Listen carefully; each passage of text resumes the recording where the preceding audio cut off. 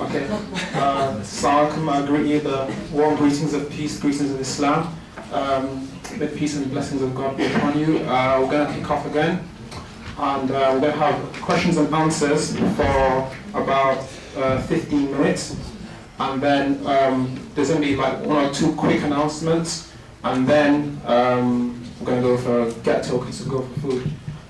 The question of people, I'm going to try and make sure I limit the time to about 3 minutes max. So like form the argument, make up your mind and say, okay. So no, first. Yeah, no giving a second talk or anything like that. All right. So floor's open.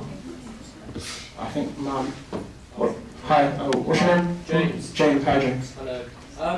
Your first argument about the existence of God. Hi. Yeah, it's the mic. About the existence of God, you said quite rightly about having an infinite regress, causation. Mm-hmm. Well, why is God immune to that? Why is God immune to the regression cause? Why not have a creation, cause of God? And if God didn't cause himself, as you said, the universe couldn't have caused itself.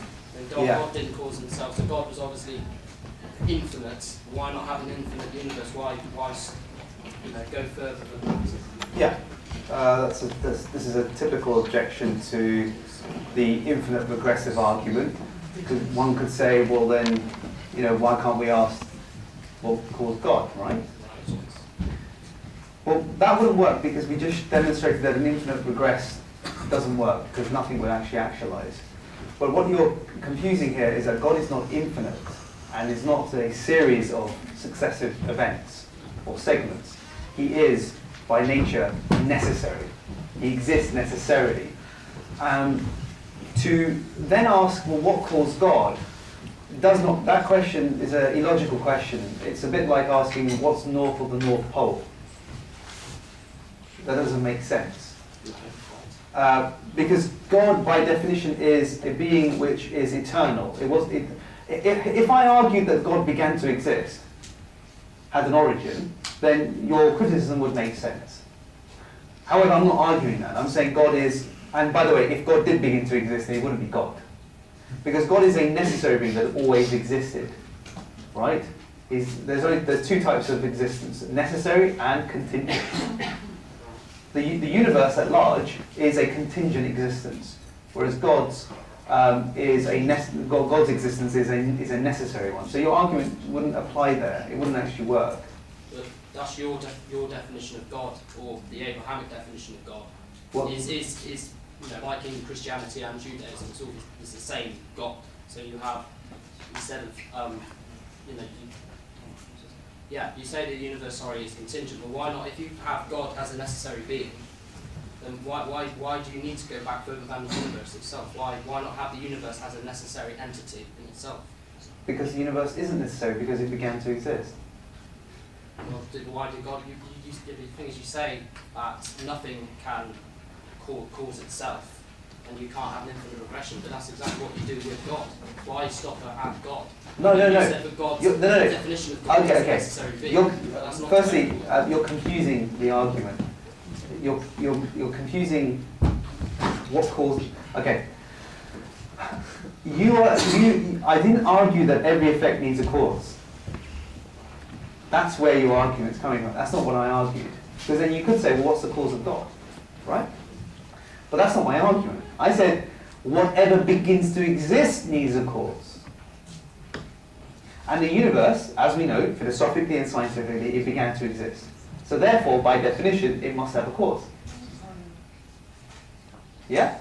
To say, well, that's your definition of God, no, that's not my definition of God. If God does exist, to be God, even if I wasn't religious, God would have to be necessary.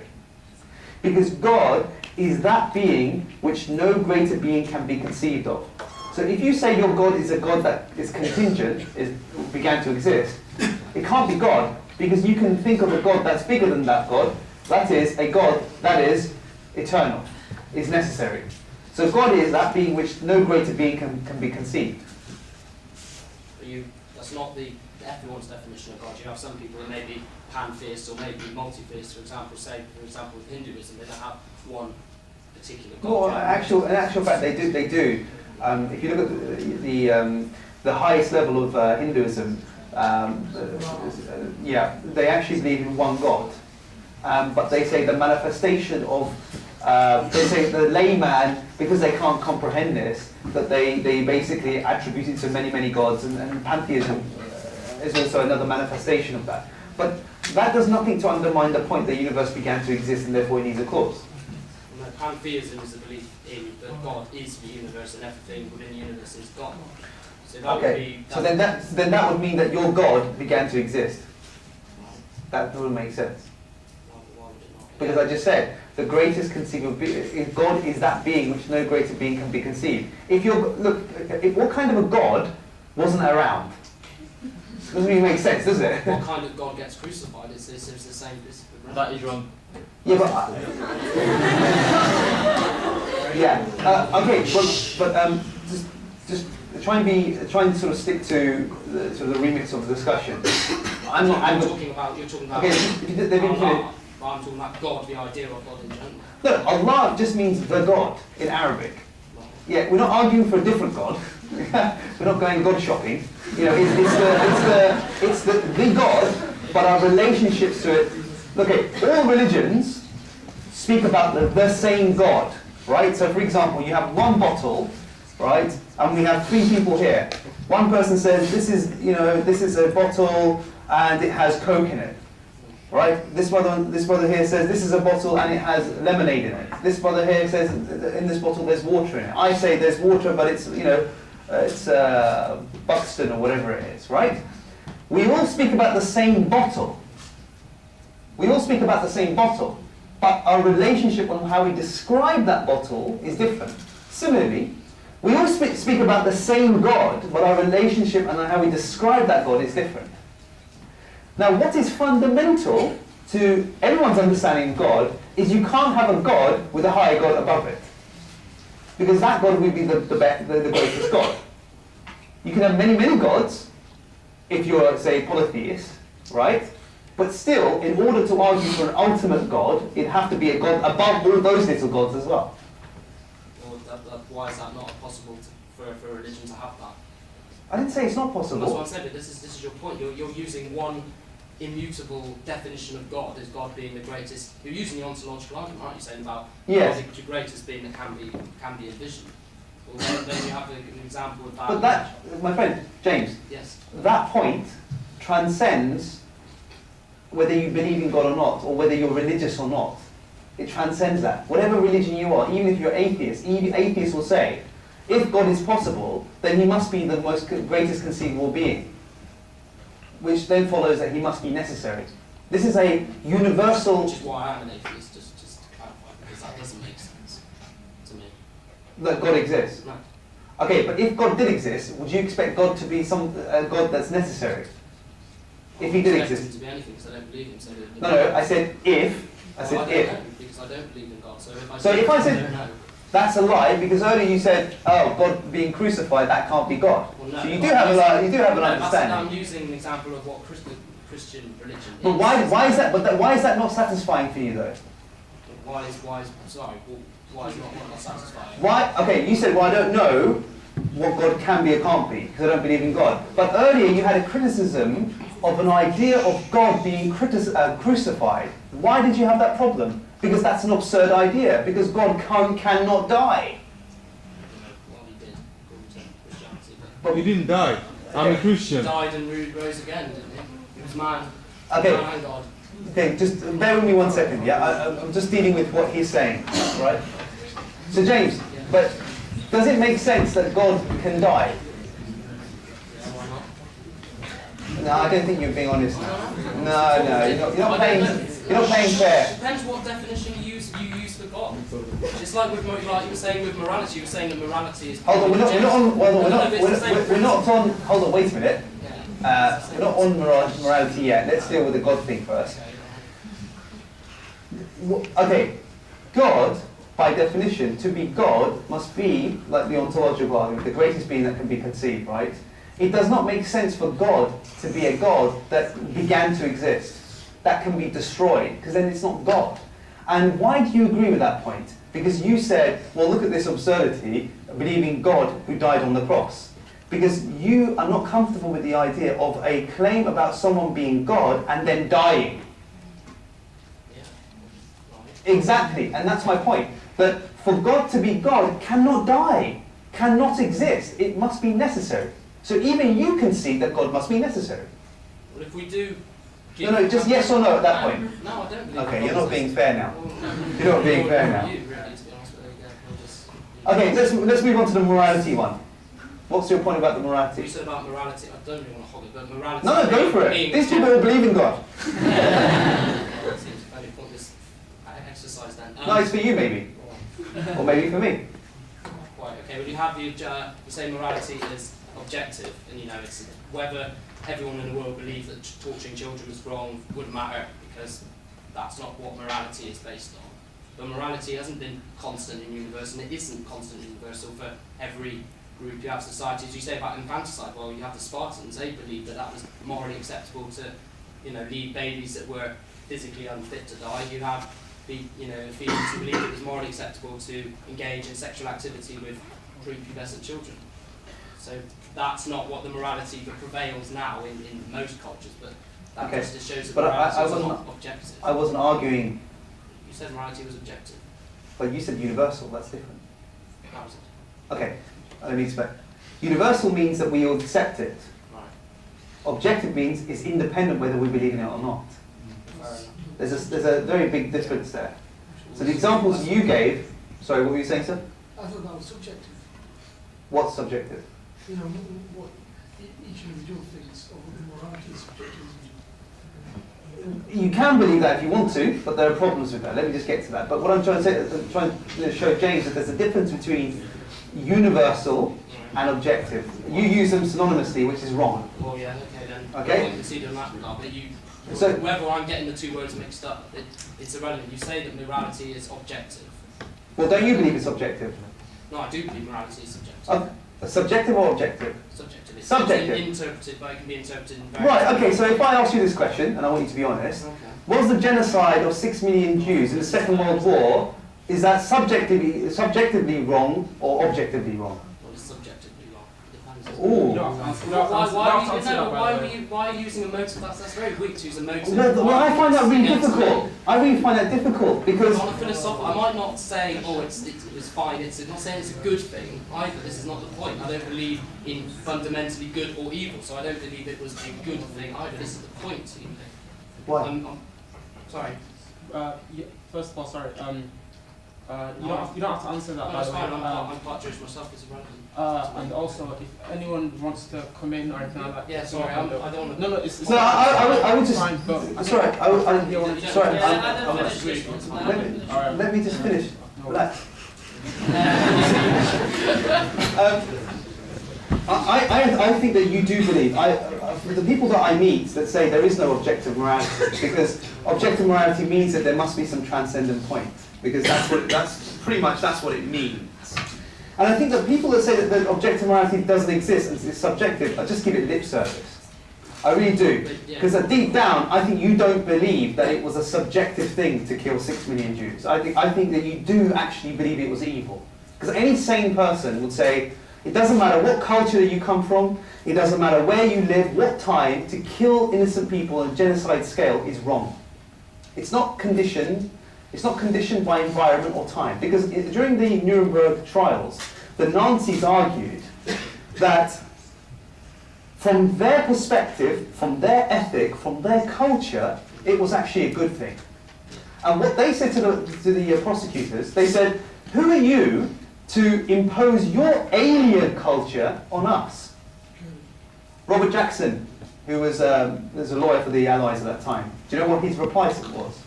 He said, what we're appealing to is a law above a law, a transcendent law. And that is why we can condemn you, irrespective of what culture you come from, what time, what you did was wrong. Now, I believe that you also believe that as well. that it was objective. I don't think it was subjective. I'm not arguing about my morality or someone else. I'm arguing about the point of morality being subjective. I'm not saying. But I don't believe it's subjective. I don't believe you think. Don't believe it's subjective. I don't think that you believe it's subjective. Well, no, you might not. But what you believe to me is irrelevant. So you think that there is no difference, because if it's subjective, qualitatively, mathematically, if you like, if they use the word objectively, there is no difference when showing love to a child or torturing a child. Do you think there's no difference? Well, I personally don't know. That's my own moral code. But if you want to take me personality out of the equation, then yes, it is subjective. So you don't think that's a bit worrying? No more than I think it might be worrying to completely and utterly adhere to one set of beliefs at all. It's exactly the same principle. Right. Okay. So you don't think anyone has a right to condemn you for that? If you tortured a child, you don't think anyone has a right to condemn you? Well, again, it's irrelevant because I wouldn't torture a child. So Wait a minute.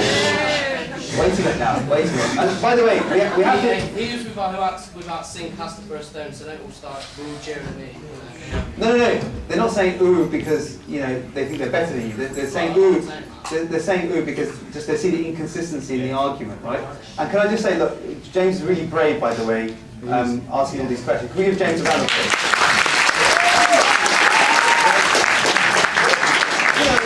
To come to a lecture and to speak in front of everybody takes guts, so I do respect you. But I'm going to end there, and we can continue after as well. But thanks for your questions and your comments. Yes? Right, just a quick one. It's a matter of mechanics. For example, in Islam, different people have different concepts. Well, there is an overriding concept of God. How does certain sects of Islam that believe that God is everywhere and God is in everything fit in with your model or your understanding? And how does that fit in within the taqwa of the Deen? Okay, that's an interesting question. When I think people say... Are we talking about Sufism or... Yeah, when people say things like God is everywhere, I don't think they actually literally mean God is here. Yeah.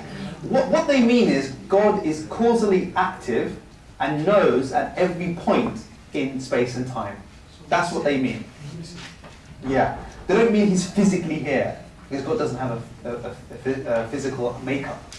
Right? What that means is that God is all-knowing in the fact that he knows that at every point, at every causal point of what's actually happening. That's what God is everywhere. God knows exactly what I'm doing right now. He knows what I'll be if I moved over there. That's what they mean where he's everywhere. In his ability. To literally say he's everywhere is problematic. And does it go against the taqwa of the Deen? I'm not going to, my sort of remit is not to be takbir and all that sort of stuff. All I can say is that's what it is. I mean, that you'd have to ask an Islamic scholar of some sort. That's not my kind of remit, unfortunately. Yes? Right. It's linked to his question. My question is, my thanks for coming and lots of Allah increase your knowledge. My question is related to his question, which is, if some people say that God is physically inside his creation, what are the problems in terms of how you show that God does exist, which is outside his creation? Yeah, I think if we start talking about God being in his creation, I think that does present to us some problems. I think it presents to us God being constrained by the physical universe, and that would take away some of God's properties. Because then if God is here, then he has a shape, a size, and that presents limitations on God. And I think that goes against the kind of traditional view of what God is, all-powerful, all-knowing, without bound, if you like. So I think in that sense it causes problems, to argue that God is somehow physically involved in this world, as in a presence. A lot of people ask me, if God does exist, then why is there suffering? Why can't it just be a pure good everywhere? Okay, that's a really good question. I gave a lecture on this a couple of weeks ago at Sheffield, and it was the longest Q&A I've ever done. I had over 20 questions, one after another. They killed me. They got their money's worth in their time at Sheffield. They got their time. Why is there suffering? Do you mean evil or do you mean suffering? Both. Oh God. All right. Let's start with the evil first. The reason that there's evil in the world is because beings such as ourselves, we have free will. In order for God to have us be good all the time, that involves a logical contradiction. He would have to make us freely choose good, which is a contradiction. Because in order for us to be free, we must be able to act ourselves. But if God forces us to do good, that means that we don't have free will anymore. So you can't have your cake and eat it. You can't have free will and that we always do good. The outcome of having free will is that you're going to have beings that won't do good all the time. Yeah? Yes? It's about the point of, sorry, it's about the point of free will. If God knows what we're going to do, what we're going to choose, is it actually free will? Ah, good, interesting question. So, if God knows everything I'm going to do, then hasn't He somehow caused my actions, right? No, because that is what we call in logic a category mistake. Knowing events and causing events are two distinctive categories. Just because God knows my actions, it doesn't compromise my free will in any way. Now, your question is, how does God know? Well, that's a mystery. Yes, how does He know, right? But the fact that we can't answer that He knows does not mean that He causes us. Those are two separate things. It's like this. You know, I said to my daughter, she actually asked me this very same question, right? My daughter's a bit of a skeptic, if you like, you know, a born skeptic. She likes Descartes. You know? She said to me, Daddy, you know, if God knows everything, then He knows what we're going to do. Didn't He cause us? Didn't He make me do this? Right? You can see where that was going. She wants to get out of being in trouble, right? So I said, look, just because God knows what you will do, it doesn't mean that He chose it for you. I said, look, do I know you? She goes, yes, you know me.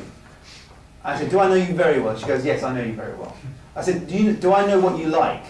And she goes, yeah, you know what I like. I said, if we went to a toy shop and you had a choice to choose a toy, right, would I get it right? She said, I think so, yeah, you would. So what I did, I wrote a piece of, on a piece of paper, the toy, she chose a toy, and it was the same one, right? I know she likes Hello Kitty, right? She's a big fan. And she goes, I said to her, look, I got it right. I said, I made you get that. And she said, no, you didn't make me get that. I said, look, how did I know that you would come out with this, and yet you still chose? Because my ability to determine what will happen is different from me causing you. So what God has is an insight, a foreknowledge. He has this ability to know what we will choose. Is very different from God causing us. God could cause us, of course, but that would take away our free will. So, sorry, as Muslims, we believe that our destiny is written, so we have no ability to change. Okay, destiny. that's what I'm saying. God knows. Oh, by the way, as Muslims, we don't believe in determinism. We don't believe that God decided our acts. Okay. We don't believe that. That would be immoral. Yeah? We don't believe that. We don't believe that God made me do good and do bad. Right? What God is saying is that He knows. Right? He knows that that's what's going to happen. But that has no bearing on your decision. Okay, say for example, I said to you, I know what you're going to do tomorrow. Does that affect what you're going to do tomorrow? No. Are you sure? It doesn't. It doesn't. I can say to you, I know what you're going to do tomorrow, right? Does that affect your decision making? On the way to work, let's say, you might be thinking, did he get it right? Did he get it right? Did he get it right? Right? But that doesn't change the fact that you went to work, yeah, or you went to university, or whatever it is. Just to the free will thing. Yeah. Do you guys remember those books you used to have where you could choose your own ending? Yeah. I feel like that's the way I see it. Like the book's written and you've got all your endings there, but you That's a very, very good point, actually. choose which ending you get to, but on a Exactly. God knows every single possibility in every given situation. This is called, in philosophy, it's called middle knowledge. God has middle knowledge, right?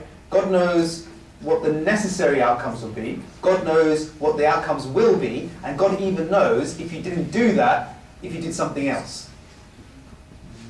That's what we mean by all-knowing God. It's pretty crazy, right? It's very crazy. God knows every single possibility. They're called counterfactuals. He knows if I didn't come to the university, He knows where I would be. He also knows that if I didn't come to university and I didn't go to that place and I was somewhere else, he also knows that. And he doesn't just know that for me, he knows that for every single living being. At every given time. That's the power of God. Yeah? Yeah. Okay, I'll come back to you. Yeah. Thank you very much for the talk. Thank you. I think the talk was very good in that it ran through the different Yeah. arguments for God. However, I guess I was a bit disappointed by your portrayal of the atheist position or of the agnostic position. Okay. And often you postulated like a dichotomy that doesn't really exist. To illustrate that with, or just to bring it up firstly, like as in atheists or agnostics are not stupid people. They have gone through these arguments and thought through these arguments quite thoroughly. And I think often you kind of tended to put up a straw man of their position. To illustrate that with morality. Your answer before made it seem like there is a dichotomy between objective morality, that is independent of human beings, a moral code that exists independent of human beings, and a subjective morality.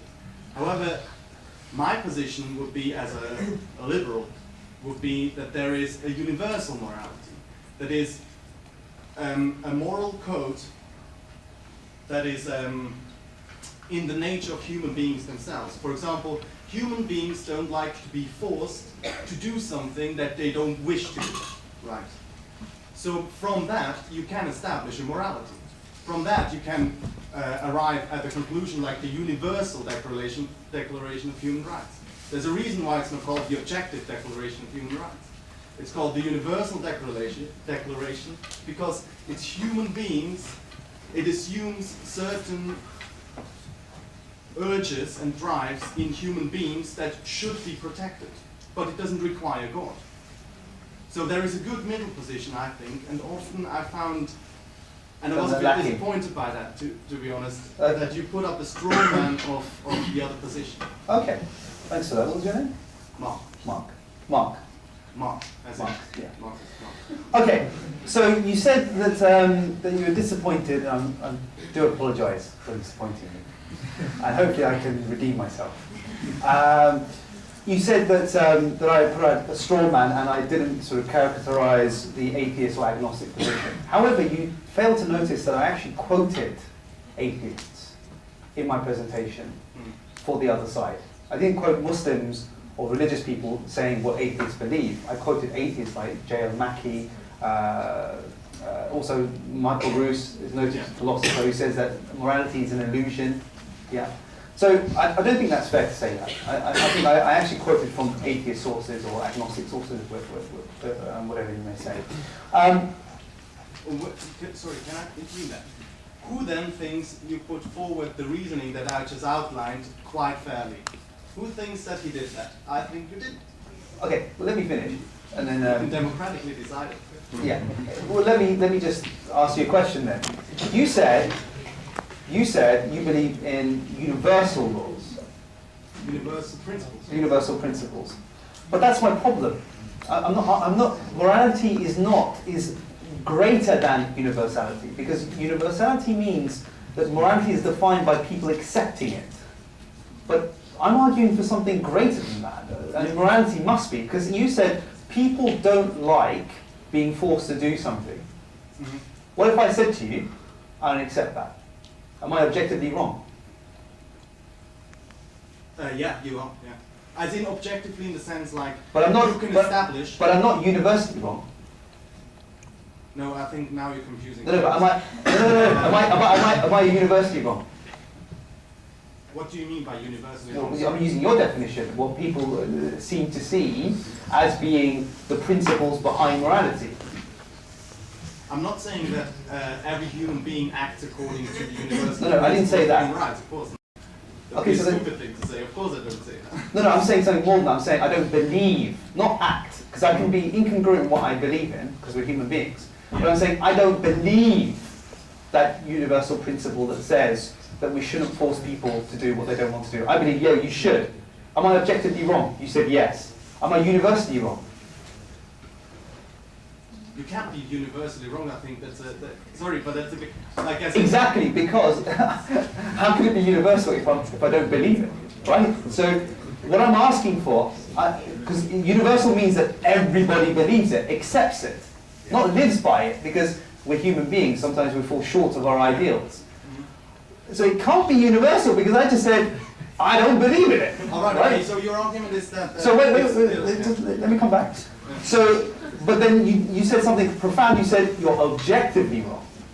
So now we've moved away from university, now we've come back to objectivity. Yeah. Which is my argument, which is the only way morality can actually have sense, is if it is objective.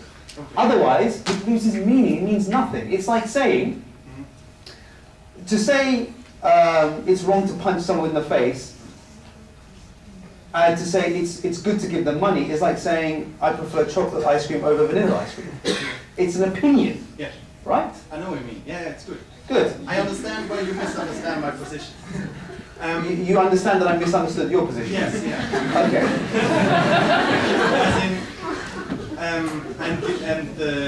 It's a seemingly clever point. Thank you. When you say that if one person disagrees with a universal principle, surely it can't be universal anymore.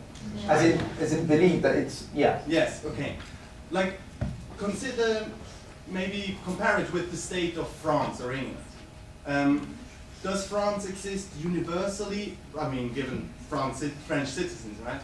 Or does it exist objectively? The way I use objective, I mean, it exists objectively. If you burn your French passport or whatever, then you are being punished for it. And you can test it objectively in the sense that other people will renegade against it. So now you're saying you understand. It's for me, So, just to say, yeah. When I use objective, I meant it in that sense that you can test it. For example, when you force somebody to live in a cellar, then you can very well test it by asking that person, do you want to be in that cellar? Do you like that this person? What would you say about the German case, where a man put out an ad in a newspaper to be eaten alive, and someone accepted it, and he was eaten alive? Would you say that was all right? Yeah, that's all right. I hate to be your friend. No, but I think human beings. Yeah. This is a liberal conviction. If somebody chooses to die, for example, if somebody chooses. What if someone chooses to be a slave? That's okay. If they choose. You just contradict yourself. No. Yes. How can a liberal value be someone to be a slave? That's a contradiction of terms. But choose to be a slave. That's not being a slave. No, because to be a slave, I mean, slavery is bad in and of itself, irrespective if we agree with it or not. Because then that would mean. Sorry. One sec. Please don't. Sorry. Like, say for example, I think that's I'm really not religious, yeah. So I can't really engage in discussion too much. But do you not all hopefully freely subject to God? You want to accept God out of freedom. So in a sense, I could say you are a slave, as in you freely accept submission. However, I'd rather be a slave to the Almighty being than to a world where it is governed by other beings. Nietzsche said that if you do not control yourself, you're controlled by others. It's a phenomenon, right? But I would say that I would rather be subservient to a God that created me, that is all good, that the highest good, than to anything else, right? Well, that can be your choice. All I'm saying is this, the structure is the same. The structure of the thought is the same. If you freely subject to something, that's okay with me. If you freely subject to God, that's okay with me. If you freely subject to another person, then you're no, because if I freely subjected to, let's say, genocide, then that would make it wrong. Yeah. Well, say anyway. If I freely accepted genocide, I said, yeah, kill me. Slaughter me, torture me. Does that make it torture right for that person? Yeah, sure. If you want to torture yourself, that's your own. But wait a second. In my generation, right? No one would say that. It's only because of this new kind of culture that we have. No. It's against human. You spoke about human rights, Geneva Convention. It is a violation of human rights to torture anyone, even if they want to be tortured. Even if they want to be, it is a fundamental abomination to torture someone, even if they want to be tortured.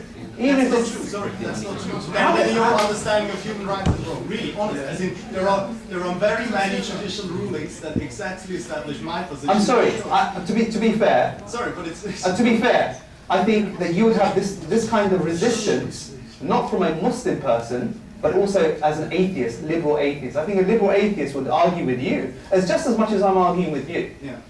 I don't think your notion of liberty, justice is accurate. I would say that in these areas, I think that you've gone beyond the remit of morality. I mean, you're being consistent with your worldview, right? Yeah. The reason that you can say those things because there is no objective morality if God doesn't exist. Yeah.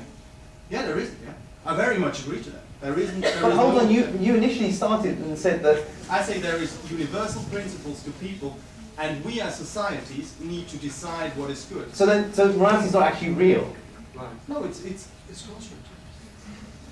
Yeah, it's a construct, and that's difficult for me because one second. What if we thought, as a society, the majority of the people believed that paedophilia was good? That would mean, according to your worldview, that would be fine. Yeah. Hold on, wait a minute. Let him answer this one. University, if we all, as God forbid that ever happens, but imagine at university, majority, 98% of the population believe, then you would say that that's fine. No, as in, the liberal position is this. If the child told you, yeah, I like to have sex with my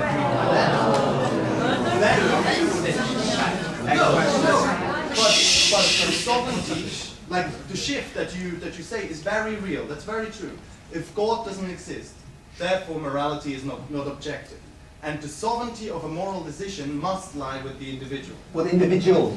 And what I don't like is that you try to force me back into the subjective position whereby I say... But that's what it is. No, it's not. You can... Mark, you can't have your cake and eat it. You can't say objective morality doesn't exist and I'm not a subjectivist. You are a subjectivist. No, in the sense that I think the moral locus is individual human beings. And individuals decide. But as societies... On what basis do they decide? On what is universal... That's a tautology. That's a tautology. They decide what they decide. No, they look at... Can you not tell that it's universal to human beings that they would like to live their lives according to their choices? Okay, so if the choices, if the choices were that we should encourage paedophilia, does it make it right? I'm not saying that. Does it make it right? No. No, but are you forcing me? No. What I'm doing, Mark, what I'm doing is I'm taking what you're saying to its logical conclusion. If you don't like where you're taking it, you're interpreting in a way that it fits you. No. I'm honest. People, sir. As in, my position is this: for an individual, that is not taking into account society. Yeah? For an individual, the moral locus is the individual. But as a society, surely the cleverest way to organize society is to look what is common to all of us. I'm not arguing. Not arguing. And then you're confusing the topic of ethics and morality with governance. We're talking about two separate things here. Two separate things. To stop at a red light is not immoral, but it's breaking the law. Sorry, to go past... We're in Bradford. It's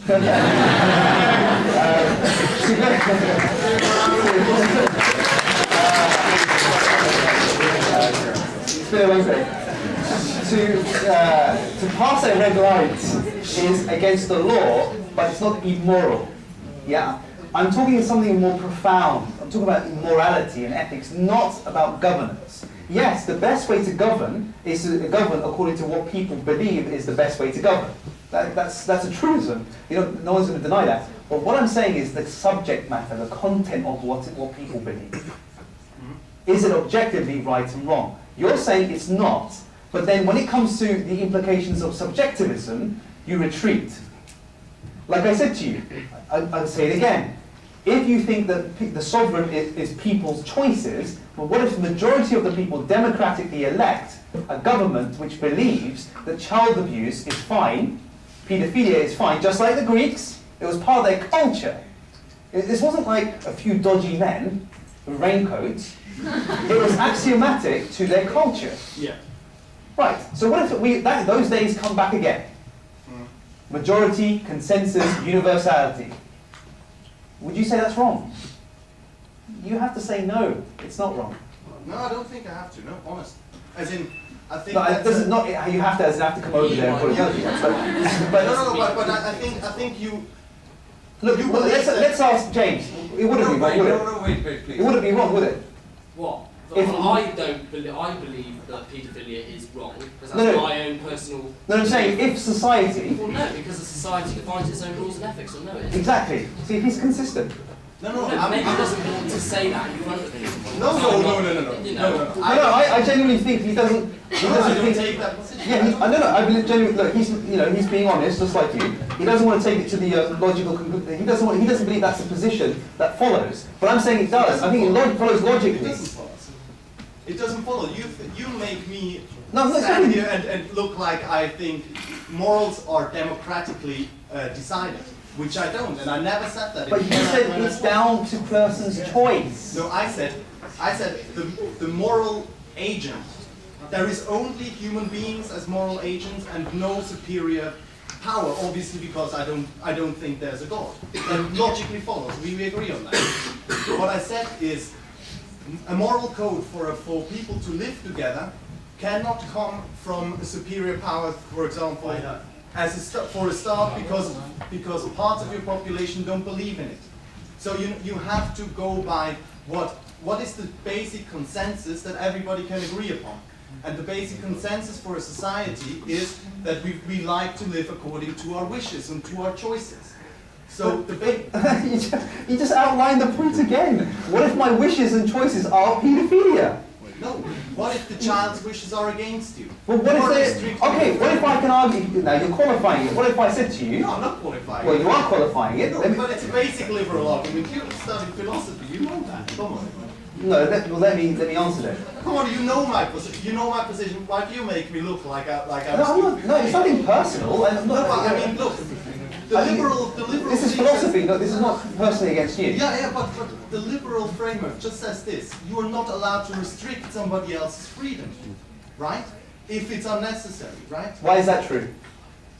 Because you can go by the basic principle. Everybody likes to live according to their wishes. But why is that true? Why is that true? Sorry? Why is that true? Because it's a universal attribute to human beings. Universal as an objective? Yeah, that depends how you say objective. If you No, I'm say not saying... yeah, no, wait. If you Animals, are we not animals? we are animals. Yes, animals force other animals to do things all the time. Like, for example, they kill them, right? Now, if we're animals, then there's nothing wrong with myself behaving like what is allowed from the animal kingdom. So this idea of, no, we should not force anyone to do any of these things, this is an invention. That's an invention. Your whole fundamental premise assumes that it is good to begin with. But I'm saying to you, why do you even believe that is good? Because you say that that's objectively good, that we shouldn't force other people to do things they don't want to do. But I'm saying to you, I'm questioning further, deeper. Why is that good? But let's end there. I'm going to take one more from the other side. Sorry. Sorry, was That sister had her hand up You should before, ask yeah. Last question. How would Last you question. dismiss the theory of evolution and natural selection as proof of our existence? Sorry, say that again? How would you dismiss the two theories of evolution and natural selection as proof of our existence instead? See, evolution does not argue against God's existence. That is to do with how the formation of life on Earth.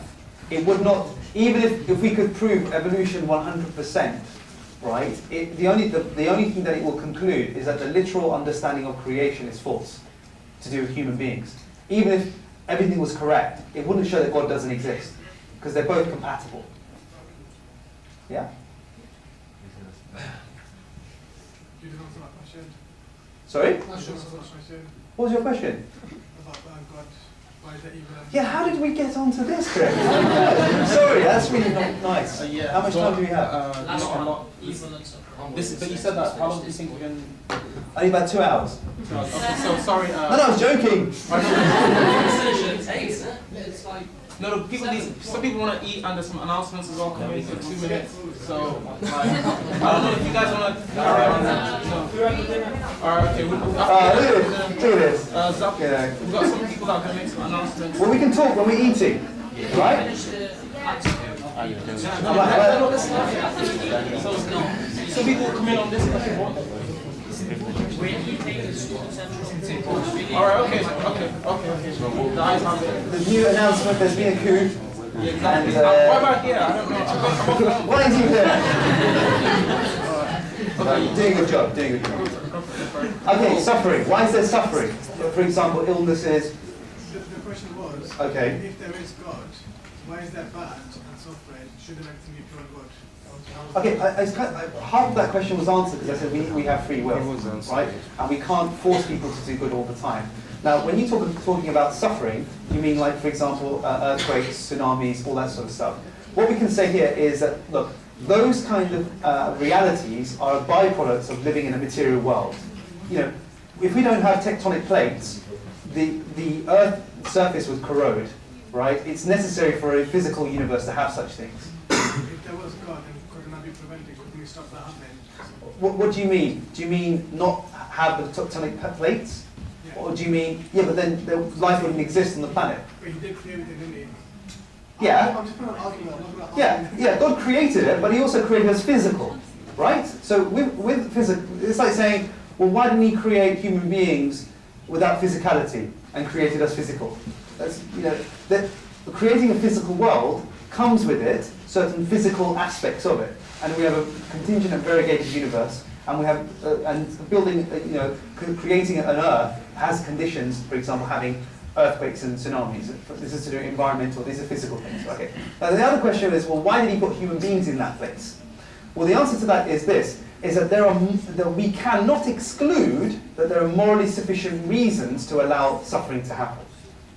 Okay. So what we're saying is that we are not in a position to have the foresight and knowledge to say, well, there's no reason for that to happen. You would have to be God, infinitely knowledgeable, to say that, right? And that answer is perfectly logical and possible. As long as it's possible, then we leave it there, right? It does not give us what we call a defeater to say God doesn't exist. Do you know, I was thinking the other day, I was thinking, what's a good argument, kind of a funny argument, why the God that we exist, because you know, recently there's been this kind of talk that if God does exist, he's an evil God, right? And I was thinking, no. If God exists, he necessarily has to be a good God, because he allows people like Richard Dawkins exist, right? He doesn't strike him down with lightning, right? So yeah, that's an argument, because you know, people like Richard Dawkins go and slander, you know, God, speak of him in a negative, derogatory sense. I mean, this is a kind of a joke. This is not a deep, like a strong argument. This is just being tongue in cheek. But yeah, so what we say is that there can be morally sufficient reasons to allow the suffering to happen. And guess what? God also infinitely compensates us for the suffering that we have in this world. We know in the Islamic tradition that when someone dies from an illness, they die as a martyr. So they get the reward of suffering. Yeah? Okay. But watch the video, it's going to come out. So. Okay, I think there's two people that want to make an announcement. Yeah. You just left now. Zabi, can you do it for him? It's to do with, what is it to do with? Elections. Okay, go on. 2 minutes. Can we just give Mark as well a round of applause?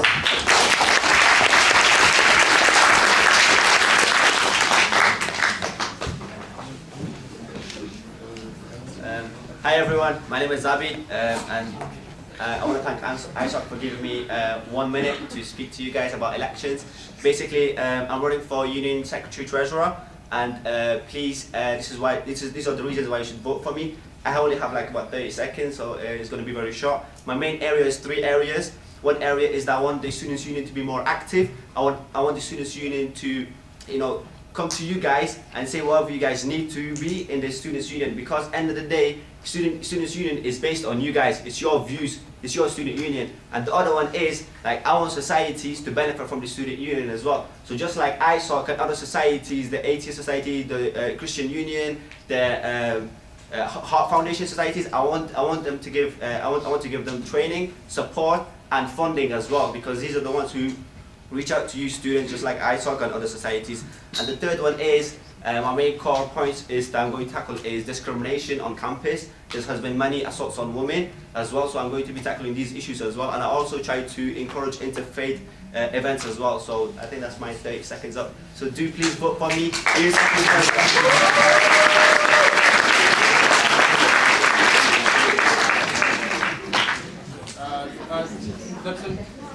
So consistently. I have another announcement for Okay, and then now he's going to make them all.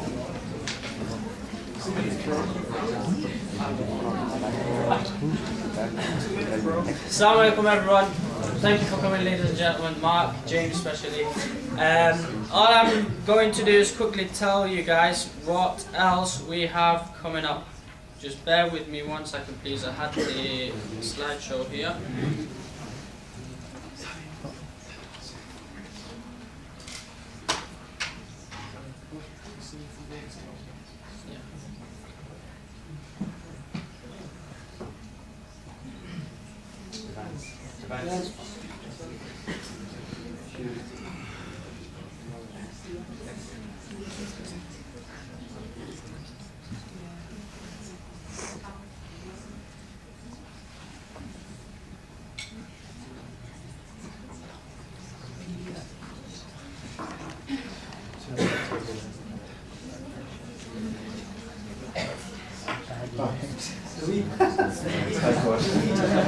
I just, should move this. It's like Gordon Brown. Yeah, basically, all the events are meant to flow from one another. So today's event was on Monday, does God exist? Tuesday's event carried on from that, okay, if God exists, why does he need to send prophets and revelation to people? Some people say, I don't like the idea of organized religion, etc., etc. So we'll tackle all those kind of issues. Wednesday's event is then Islam in the 21st century. Can Islam, is Islam compatible with the 21st century? Is it oppressive, etc., etc.? And that's on the Thursday's event. Friday we have Ask Me About Islam. There's going to be an exhibition in the Student Central as well. There's going to be an open panel where people will be sitting. You can ask any questions about Islam. That's Friday's event in the Student Central. All the events, times and locations are there. So Tuesday and Wednesday is going to be in Student Central Lecture Theatre from 5 o'clock onwards. Similar format to what's happening. Similar format to what happened today. And I just need to quickly show you guys the trailer for what's happening on Thursday.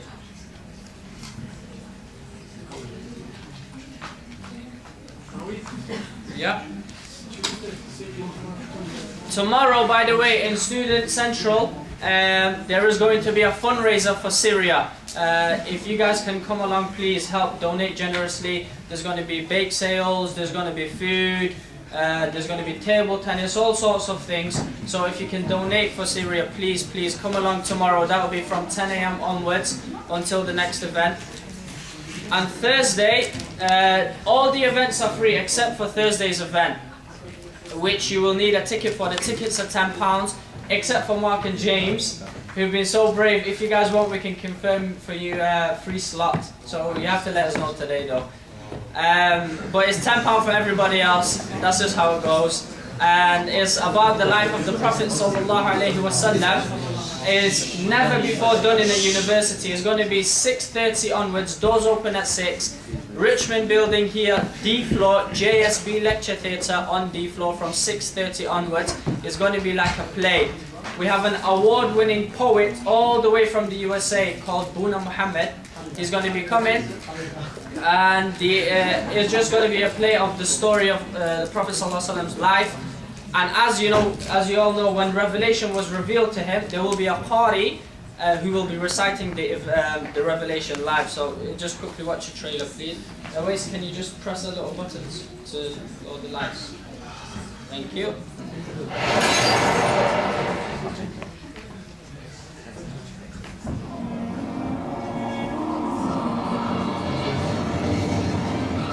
These verses were first rehearsed and heard word by a man living in one of the most deserted deserts in the world. For a piece of peace, he would leave the busy streets and head for the mountains, the caves, to retreat. Seeking solitude, this meditation gave him fuel, reflecting on who exactly made me and you. One night in his sight, a shadow appeared upright, and to his surprise told him to recite. But he, sallallahu alayhi wasallam, could not read, so how was he to respond to such an unusual plea? Grabbed him and squeezed until he could not breathe. All the while he is responding, I cannot read.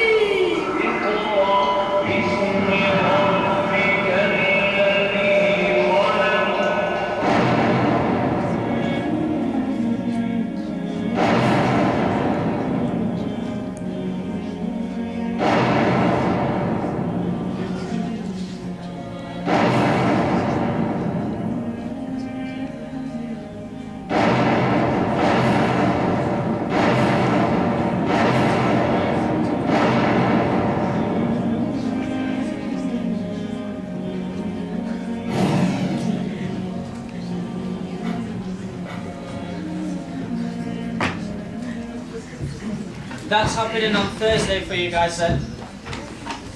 So please make sure you buy your tickets. We'll be selling the tickets. If anybody else, by the way, sells you